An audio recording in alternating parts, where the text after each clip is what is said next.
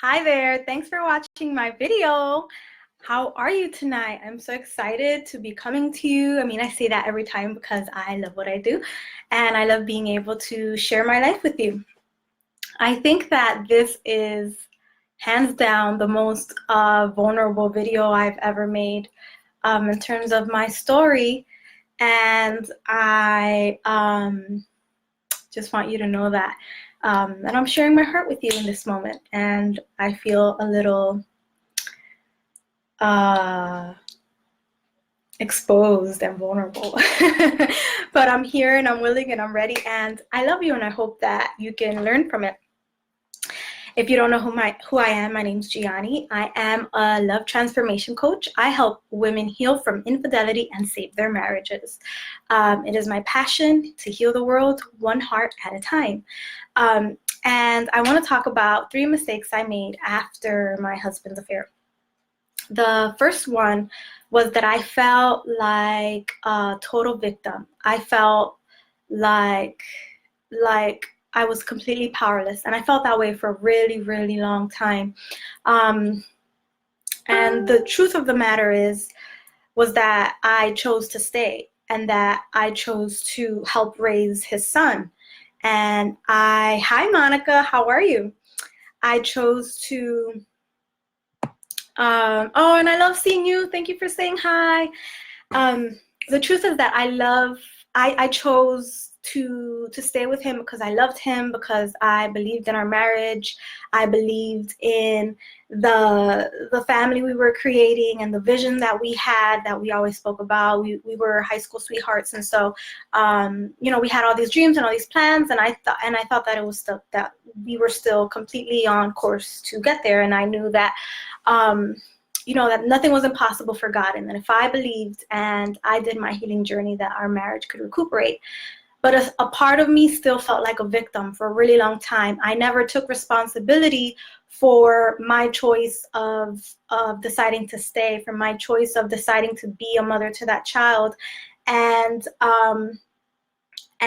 because of that, mistake number 2 is that I blamed him for a really long time. And every chance I got, I would throw it in his face for something. It was like, oh, the baby did something new. Or, and we were talking about it, and then somehow we'd always end up at, well, we wouldn't have a baby right now if you hadn't done that, and if that hadn't happened, and blah, blah, blah, or we can't do this because you have a kid. And we just go on and on and on, and it's ridiculous because, and then he'd just be like, whoa, like what just happened? I thought everything was okay. And so it was like, when we were talking about how happy we were and oh my God, we made it, it was like all these things would bubble up, like, well, no, not really, because look. One thing that I used to say that I regret saying was that, oh no, we're a paper mache family. Like we were just glued together, and we scraped by, like, and it wasn't true, right? Like we were this miracle that we were able to get through that and be happy again and love each other again and somehow not kill each other. And I used to say all these awful things to him. Like, I don't even know how he put up with me, but I did. I just didn't truly forgive, right? Like, forgiving is giving someone a blank slate, right? You're forgiving. It's done. It's over with. It's in the past. It doesn't even exist anymore, right? God says He throws our sins in the ocean. They're gone. That wasn't it. For me, it was like, it wasn't on the top 5, but it was probably number 6. So if any of the other ones were happening, 6 would pop up like, well, you did that. You owe me for the rest of your life. So you will never, ever make up for this. And so I felt like I had leverage on him, and I used it wisely. Not in my favor, not in his favor, right? Because if we were being married and we were trying to be a team, then obviously that opposition mindset wouldn't get us to the next level. And because of that, number 3 is that I chose not to trust him. And again, I say a choice because I chose to stay in the marriage, and I could have decided in any moment that he was worth trusting if I made that decision. Otherwise, then it's on me for being with someone I didn't and couldn't and wouldn't trust. So I chose not to trust him, and I would pretty much monitor him a lot, or even just even when everything was okay and nothing was fishy to me, right? Because thank God, he never violated my trust in that way again. But I was just always skeptical of him, of anything he said. I was always trying to read like between the lines, like, you said you were at your friend's house, but were you really? Or I would like try to trip him up on something he said. Or, but last week you said that this friend lived in Pittsburgh, but no, now you just said Philadelphia. So are you lying? What else are you lying about? Who are you sleeping with? Like, it was just no peace.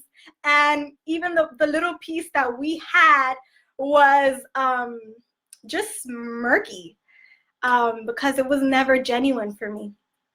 And so I just want to say that if you feel stuck in the pain of your marriage, of where you are right now, one of the things that I do is share my story with you, because I want you to avoid the mistakes that I made, so that you're able to move forward and you're able to really have life again, because we aren't promised tomorrow, right? So you have to act fast, because every day that you don't get the help and the support that you need to save your marriage or to heal your heart and go to the next level is a day that you waste. And so I'm going to put my link in the description below so that we can chat and I can show you. I'll put together a step-by-step plan for you to follow to get yourself to the next level. And I have a question. Hi, Sonia.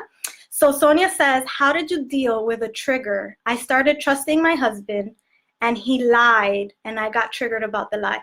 Yeah, so the thing about triggers is that they have nothing to do with the moment, right? So trigger is something that's explosive. It's an explosive reaction. So that's how you know if you're unhealed, is when you're still exploding and reacting about things, or if there's certain places or certain, like for the longest time, I couldn't watch movies about romance or something, or about marriage or about affairs, like all that kind of stuff. I couldn't watch it because it would just make me cry.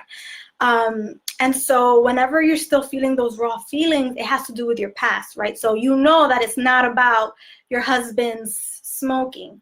It's about something bigger and something deeper. And so, I mean, it's not something that I can just show you in 1 minute, but really it's about feeling your feelings and changing the way you think about it. And I'd encourage you to book a call with me, because I'll show you my step-by-step system for handling triggers. And that's part of my Awaken the Enchantress program, that I teach my women about how to heal their heart and captivate their man's heart afterwards. One of the most important things that you need to learn how to do is heal your triggers, so that you're able to really release the past. And what happens is that when you have all that wounding still, you're not able to really move forward, because then you don't know when something is a real feeling in the moment, that you have to set a boundary and say, I'm sorry, this doesn't work for me. Or if you're still dealing with the junk, you're not able to decipher. And I would say, Sonia, that was the one thing that could have saved my marriage that I didn't have at the time. And so if you're in that situation, definitely book a call with me and I will walk you through it, and I will teach you how to deal with your triggers, because it's the one thing that could change everything forever. I'm off to go watch Aladdin and I'm super excited, so I have to run. But thank you so much for being here with me, for sharing with me. I love spending time with you. Make sure that you're posting and that you're asking me questions, responding to emails, all that kind of thing, because it's so much fun. And like the video, share it with those around you. And I love you so much. Post in the group if you have any questions, or I'll respond to any comments that do show up here. So thank you so much. Bye, girls.